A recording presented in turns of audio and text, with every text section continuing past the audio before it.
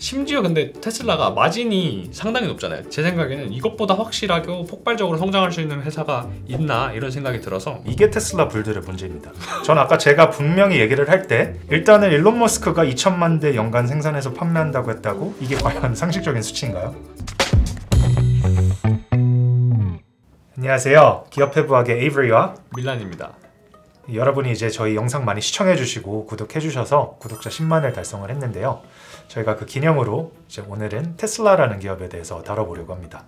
이 테슬라 영상도 조회수가 10만 회를 넘어서면은 저희가 또 댓글로 요청해주신 기업 중에서 다뤄보려고 하니까 여러분이 시청 많이 하시고 또 주변에도 많이 홍보해주시면 감사하겠습니다. 이 테슬라라는 기업은 근 몇 년 동안 한국인한테 가장 사랑을 많이 받은 주식이기도 하고요. 또 이제 저희 벨리 AI 플랫폼에서도 이 수요 조사를 했을 때 가장 많은 분이 요청 주신 기업이기도 합니다. 제가 항상 이 테슬라라는 기업에 대해서 여러 사람들의 이야기를 들어볼 때 아쉽다고 느꼈던 점은 이 의견이 너무 양극화된다는 건데요.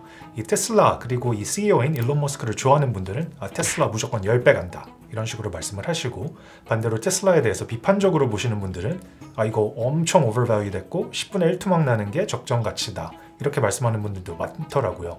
근데 이렇게 주장하는 데 있어서 그 자기가 제시하는 이제 미래 실적이나 적정 주가에 대해서 정확하게 근거를 제시하는 분들은 제가 많이 못 봤던 것 같아요.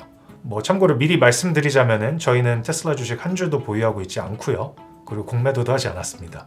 그래서 저희는 사실 이 테슬라라는 기업에 대해서 이해상충이나 이런 거는 없는 상태에서 리서치를 진행을 했기 때문에 좀 이 테슬라 주주분들 혹은 테슬라에 대해서 굉장히 안 좋게 보시는 분들에 비해서는 조금 더 객관적인 관점에서 리서치를 진행할 수 있었지 않나 싶습니다. 그래서 저희가 이번 영상은 이 테슬라 불들의 뷰를 반영하는 희망편, 그리고 이 테슬라의 베어들의 뷰를 반영하는 절망편으로 나눠서 진행을 해볼 건데요. 그냥 테슬라라는 그룹이 이렇다라고 하기보다는 이렇게 이 양쪽에 있는 뷰를 반영을 하는 이제 여러 가지 가정들, 그리고 그 가정들로 인해서 도출되는 미래 실적이나 아니면 주가를 제시해드리는 편이 이 보시는 분들한테 도움이 더 많이 될 것 같아요. 기존에 특별한 이유 없이 그냥 마냥 테슬라라는 기업에 대해서 부정적인 뷰를 갖고 있었던 분들은 내가 모르는 이런 강점이 있구나 라고 생각이 바뀌실 수도 있을 거고, 반대로 이 테슬라를 그냥 종교 마냥 신봉하시던 분들도 이번 영상을 보시면서 조금 더 현실적이고 조금은 객관적으로 놓쳤던 약점 요소들을 돌아볼 수 있는 기회가 될 수 있지 않나 싶습니다. 이번 영상에서 밀란과 제가 각각 희망편 그리고 절망편을 나눠서 진행을 하게 될 건데요.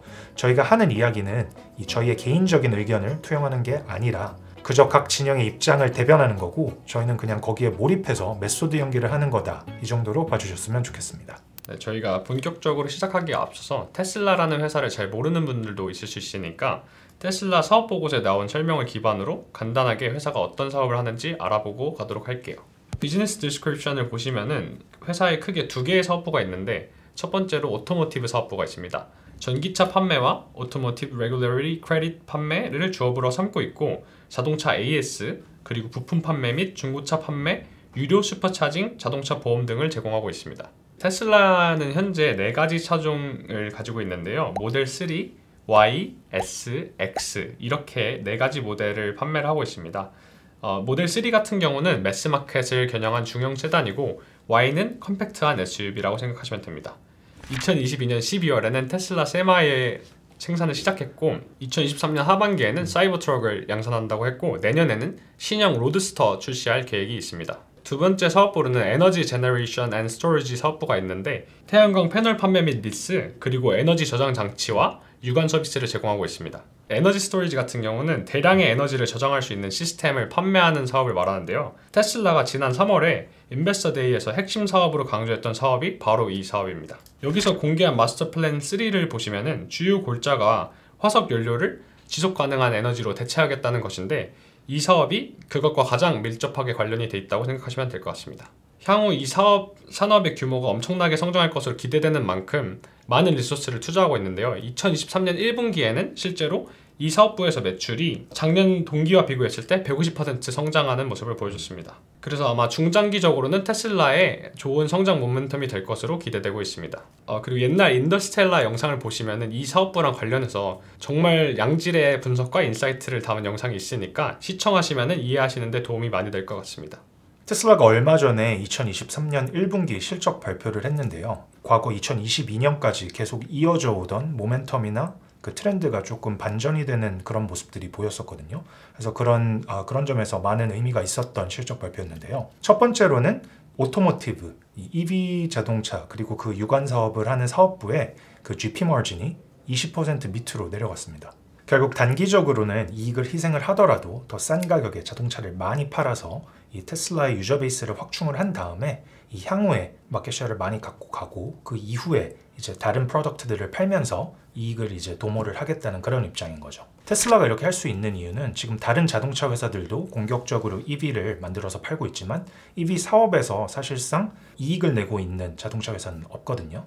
그에 반해서 테슬라는 퓨어 EV를 파는데 거기서만도 이제 업계 평균보다 훨씬 높은 이익률을 올리고 있기 때문에 이렇게 할 수 있는 겁니다. 그 이외에도 올해 목표 생산량의 베이스 케이스로 180만 대를 제시했고 머스크가 잘 될 경우에는 200만 대까지도 생산해서 판매할 수 있을 거라고 했습니다. 테슬라가 경쟁사와 비교했을 때 갖는 가장 큰 강점은 이 밸류 체인에 있어서 수직적 통합을 이뤘다는 점인데요. 이를 바탕으로 비용 구조를 최적화하고 경쟁사 대비 이점을 가져갈 수 있는 거죠. 쉽게 말해서 예를 들어 머세데스 벤츠 같은 회사들은 이제 자기네들이 EV를 만들기는 만들지만 그 안에 들어가는 소프트웨어나 컨트롤러나 배터리나 이런 다양한 부품들을 자기네들이 직접 생산을 하는 게 아니라 다른 업체에서 구입을 해옵니다. 근데 테슬라 같은 경우는 지금 배터리 내재화도 차곡차곡 진행을 하고 있고 그 이외에 소프트웨어나 컨트롤러 그리고 배터리 내에 들어가는 양극재나 이런 다른 주요 부품들까지 계속 내재화를 이미 했거나 아니면 하려고 노력을 하고 있거든요. 그래서 주요 부품을 공급하는 데 있어서 이렇게 다른 벤더한테 의지하지 않아도 되고 다 자체적으로 생산을 해도 되기 때문에 일단은 생산 효율성 면에서 훨씬 더 이점을 갖고 갈 수 있고요. 또 당연히 내가 다른 업체한테서 주요 부품을 사오면은 그 벤더들도 자기네들이 이윤을 남기면서 나한테 팔 거 아니에요. 근데 이걸 내가 내부적으로 다 생산을 해버리면은 그런 중간 단계에서 이윤을 없앨 수 있기 때문에 이제 더 가격 경쟁력 면에서도 이점을 가져갈 수가 있겠죠. 또 다른 주요 발표 사항으로는 수년째 지금 미뤄지고 있는 테슬라의 픽업 트럭 사이버 트럭이 드디어 올해 하반기부터 양산에 들어갈 거라고 머스크가 발표를 했는데요. 이제 그걸 양산하기 위한 생산 설비들도 기가팩토리 여기저기에 다 갖추고 있는 상황이고요. 기가팩토리 샹하이 같은 경우는 현재 지금 거의 풀 캐파로 돌아가고 있는 것으로 보입니다. 추가적으로 멕시코의 몬테레이에 지금 이제 추가적인 기가팩토리를 건설을 하고 있고요. 여기서는 세간의 모델 2로 널리 알려진 이 저가 모델을 생산할 것으로 기대되고 있습니다. 그 이외에도 현재는 ADAS의 기능밖에 없지만 장차 이 테슬라의 자율주행 플랫폼으로 거듭날 FSD의 주행 데이터 같은 경우도 1.5억 마일이나 모았다고 발표를 했습니다. 그 이외에도 투자자들 사이에서 많은 논란을 불러일으켰던 2030년까지 연간 2천만 대를 생산하겠다는 아주 공격적인 목표를 발표를 했는데요. 여기에 대해서는 이게 물리적으로 가능하다, 불가능하다 의견이 많은 것으로 보입니다. 테슬라의 주요 실적 그리고 밸류 드라이버가 될 6가지 포인트들을 선정을 해서 저희가 각각 1분 30초라는 이 시간 제한 안에 서로의 의견을 피력을 하는 시간을 가져보도록 하겠습니다. 첫 번째 포인트는 테슬라가 이 시대 최고의 성장주라는 점입니다. 2030년까지 아까 말씀하셨다시피 2천만 대의 EV를 파는 게 타겟이거든요. 네. 근데 올해 타겟이 200만이 조금 안 되잖아요. 네. 그러면 10년도 안 되는 기간 안에 매출이 10배가 되는 건데 이런 회사가 사실 또 있나요? 그리고 테슬라가 Services and Other라는 항목이 있는데 이걸 보면은 현재는 이제 자동차 매출의 10% 이하 정도가 여기서 매출이 나는데 여기서 슈퍼차징이나 보험 같은 거를 제공하고 있어요. 네. 근데 현재 테슬라 사용자의 20% 이하만 이런 서비스를 사용을 하고 있는데 네. 만약에 이게 채택률이 올라간다. 그럼 이것도 엄청난 수익원이거든요. 테슬라 같은 경우는 주행 데이터를 계속 수집하고 있기 때문에 소비자 입장에서도 테슬라 입장에서도 서로 윈윈하는 상품을 충분히 만들 수가 있습니다. 심지어 근데 테슬라가 마진이 상당히 높잖아요. GP가 거의 20%에 달하는데 매출 오르면 그대로 EPS 성장하는 거라고 생각하시면 되거든요. 누가 개인적으로 앨런 머스크를 싫어할 수도 있고 테슬라 싫어할 수도 있어요. 근데 제 생각에는 이것보다 확실하게 폭발적으로 성장할 수 있는 회사가 있나 이런 생각이 들어서 이런 회사 있으시면 알려주시죠. 1분 30초 안에 하기 힘드네요. 준비되시면 말씀하시죠. 일단은 일론 머스크가 2천만 대 연간 생산해서 판매한다고 했다고 이거를 아무런 검증도 없이 믿는 것 자체가 말도 안 됩니다. 골드만삭스의 예측에 따르면은 2030년에 EV 판매량이 약 3,300만 대가 될 거라고 했거든요. 그러니까 테슬라가 2030년에 2천만 대를 판다면은 그거는 마켓 쉐어가 60%가 넘는다는 건데 이게 과연 상식적인 수치인가요? 지금 페이스대로 기가팩토리 계속 증설을 하고 생산성 계속 최적화 나간다고 한다면은 생산하는 것까지는 어쩌저쩌 가능할 수도 있다고 쳐요. 근데 그거를 다 팔 수 있을지는 별개의 이야기죠. 최근에 프라이스 컷을 여러 차례 단행을 하면서 23년 1분기에 GP 마진이 이제 10%대로 하락을 했는데 뭐 그에 반해서 아직 탑라인의 성장은 사실 둔화된 상태이거든요. 뭐 물론 이제 1분기에 막 프라이스 컷을 했기 때문에 당장 나오지는 않겠지만 뭐 올해 하반기에 매출 트래젝토리를 보고 실질적으로 프라이스 컷으로 인해서 마켓쉐어가 늘어나거나 판매량이 증가하는 게 보이지가 않으면은 저는 이제 그런 논리는 와야지 못하겠습니다. 또 이 자동차라는 거는 사람마다 이 취향이 굉장히 세분화되는 제품인데 테슬라의 경우에는 선택지가 너무 적어요. 사실 거의 없다시피 하죠. 이렇게 새로운 모델이 부재한 상황에서 기존 자동차 회사들이 점점 경쟁력 있는 EV를 출시를 하고 2022년 중반 이후에 테슬라 수요는 실질적으로 크게 감소를 하고 있고요. 이거는 이제 중고 테슬라 가격을 보면은 더 명확하게 볼 수 있거든요. 모든 모델이 2022년의 고점 대비 약 30% 정도 떨어졌는데 이거는 이제 신차 정가 할인폭보다도 훨씬 더 크죠. 그만 듣겠습니다. 아직 할 말 많은데. 탑라인 둔화를 말씀하셨는데 이게 가격을 낮췄다고 해서 바로 매출이 늘 수는 없어요. 이게 무슨 쌀이나 그런 농산물이 아니다 보니까 이 가격이 낮아져도 사람들이 그걸 인지하고 사는 데 시차가 좀 발생하거든요. 근데 저는 그래서 이해가 안 되는 게 1쿼터에 낮췄는데 왜 1쿼터에 매출이 안 늘었다고 뭐라고 하는 건지 그게 좀 이해가 안 돼요. 최소한 2, 3분기 뭐 늦게까지 보면 올해까지는 봐야 이걸 제대로 된 그 가격이나 효과를 볼 수 있지 않나, 이게 제 생각이고요. 그리고 취향 세분화를 말씀을 하셨는데 혹시 나이젤 카본 아시나요? 네. 나이젤 카본이 그런 말을 했습니다. 완성된 디자인은 고칠 필요가 없다. 그래서 저는 테슬라가 전기차에서는 클래식이 아닌가라는 생각을 해요. 그러니까 디자인을 굳이 뭐 페이스리프트니 뭐니 할 필요가 없는 게 지금 디자인이 완전하거든요. 뭐 차종을 늘릴 필요도 없고 거기서 세밀하게 뭘 바꿀 필요가 없는 게 그냥 클래식이에요, 테슬라는. 또 그리고 이제 가격 얘기를 하셨는데 이 가격에 대해서도 할 말이 있어요. 테슬라는 사실 가격을 계속 낮춰왔어요. 이게 왜냐면 얘네가 생산성이 향상되면서 그 GP 마진을 꾸준히 유지를 해왔거든요. 가격을 낮추면 오히려 기뻐해야 하는 게 생산성이 또 향상이 됐구나, 이렇게 생각하시면 될 것 같습니다. 저도 가겠습니다. 제가 하는 말을 잘 들으신 것 같지가 않아요. 이게 테슬라 불들의 문제입니다. 전 아까 제가 분명히 얘기를 할 때 프라이스 컷이 1분기에 단행이 됐기 때문에 올해 하반기에 매출 트래젝토리를 보면은 이제 뭐 실질적으로 그게 매출 증대로 이어지는지 안 되는지 그 사인이 보일 거라 그랬죠. 근데 그게 아직 일어나지도 않았는데 왜 무조건 증가할 거라고 생각을 하는 거죠? 그리고 뭐 테슬라의 디자인이 아주 클래식하고 변경할 필요가 없다고 말씀을 하셨는데, 그럼 지금까지 뭐 기존에는 테슬라가 사실 EV라는 시장을 테슬라가 개척한 거나 다름없으니까 처음에는 그냥 시장 전체가 테슬라 거였죠. 그러니까 점유율이 엄청나게 높은 상황에서 시작을 했는데 한 근 2년 동안 점유율을 보시면은 계속 감소를 하고 있어요. 이렇게 클래식하고 좋은 디자인인데 왜 경쟁사들이 점점 다양한 모델을 출시를 하게 됨에 따라서 이렇게 점유율이 감소하게 되는 걸까요? 네, 두 번째 포인트는 테슬라가 전형적인 GARP 주식이거든요. 그러니까 GARP는 Gross at Reasonable Price라는 뜻인데 성장에 비해서 싸다는 뜻이에요. 그래서 이제 포워드 PE를 보시면은 2024년에 이 가장 높은 전망치를 적용하면은 20배 내외입니다. 그리고 25년 거 하이를 적용하면은 심지어 20이 안 돼요, PE가. 포워드 PE를 이렇게 이런 식으로 사용을 해보시면은 테크 기업이랑 비교해서 결코 비싸지가 않거든요. 근데 테슬라만큼 성장성 높은 회사 중에 테슬라만큼 포워드 PE가 싼 회사가 저는 본 적이 없어요. 그래서 대체 이 가격에 뭐 테슬라 비싸다는 분들이 있는데 저는 무슨 생각으로 하시는지 이해가 안 돼가지고 뭐 테슬라보다 성장성에 비해서 가격을 낮게 받는 회사가 있으면은 한번 말씀해 주시면 제가 들어보겠습니다. 자, 이제 방금 말씀을 하실 때 24년에 하이 에스티메이트랑 비교를 하셨는데요. 이 테슬라의 직전 12개월 EPS가 3.74달러인데 24년에 하이 에스티메이트 8.31달러입니다.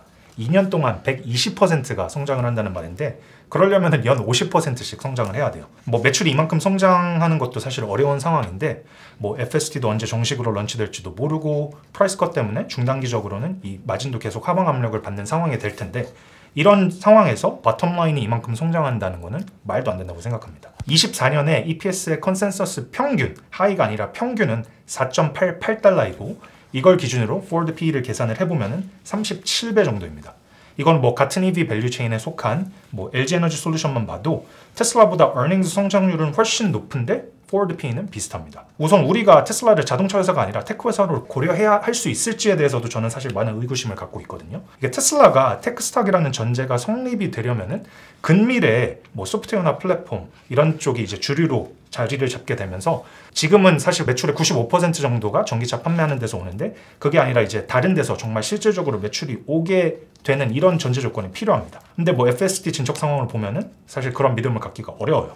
일반 자동차 회사보다 더 수직적으로 통합이 되고 뭐 ESS 사업까지 같이 하는 EV 업체 정도로 보는 게 이성적이라고 저는 생각을 합니다. 연평균 50%씩 2년 동안 성장하는 게 누가 보기에는 되게 부담스러운 수치일 수 있는데 저는 뭐 역대 그 테슬라의 성장한 히스토리를 생각해 보면은 50% 1년에 성장하는 게 별건가? 라는 생각이 가장 먼저 들고요. 그리고 LG 에너지 솔루션을 이제 예시로 들어주셨는데 네.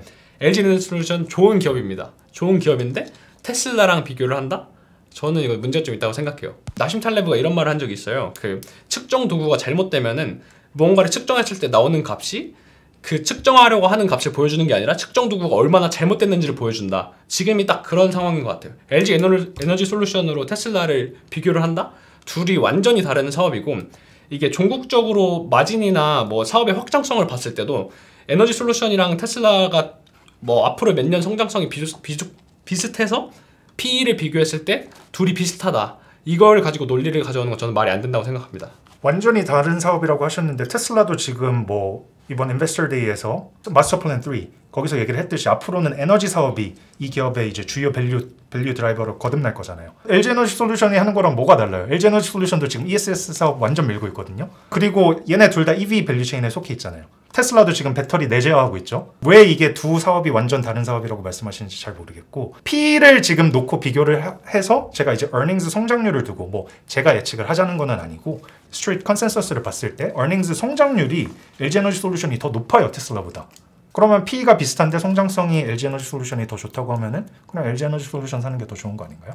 그리고 뭐 백보 양보해서 테슬라가 테크 기업이라고 해도 구글 모회사인 알파벳 같은 경우 24년 포드 P를 보면은 20배가 안 돼요. 뭐 애플이나 마이크로소프트도 20배 중반, 후반 이 정도입니다. 테슬라는 EPS growth estimate이 얘네들보다 특별히 좋은 것도 아닌데 포드 P가 높은 거를 어떻게 정당화하실 건가요? 테슬라는 뭐 넥스트 애플이라고 할 수 있는데요. 지금 테슬라가 전체 자동차 시장에서 마켓 셰어가 약 2% 정도 돼요.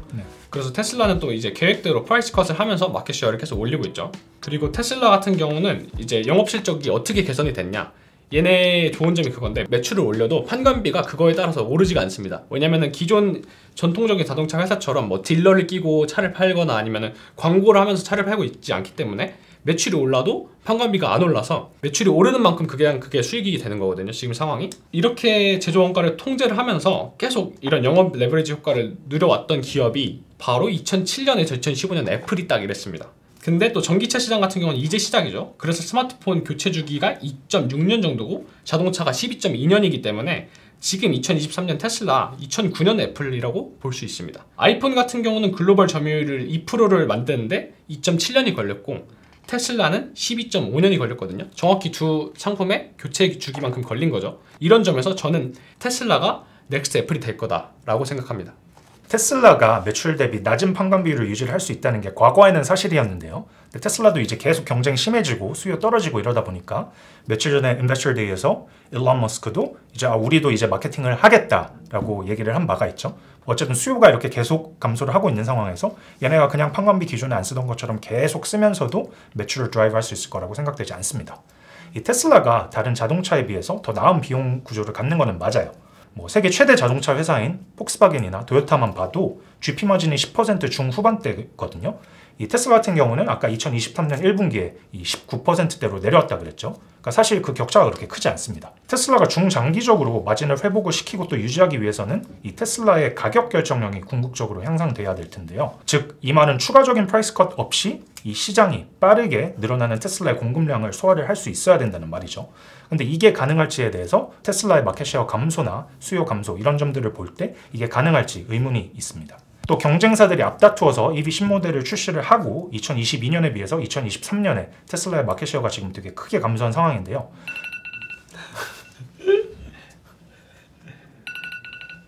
너무 짧네.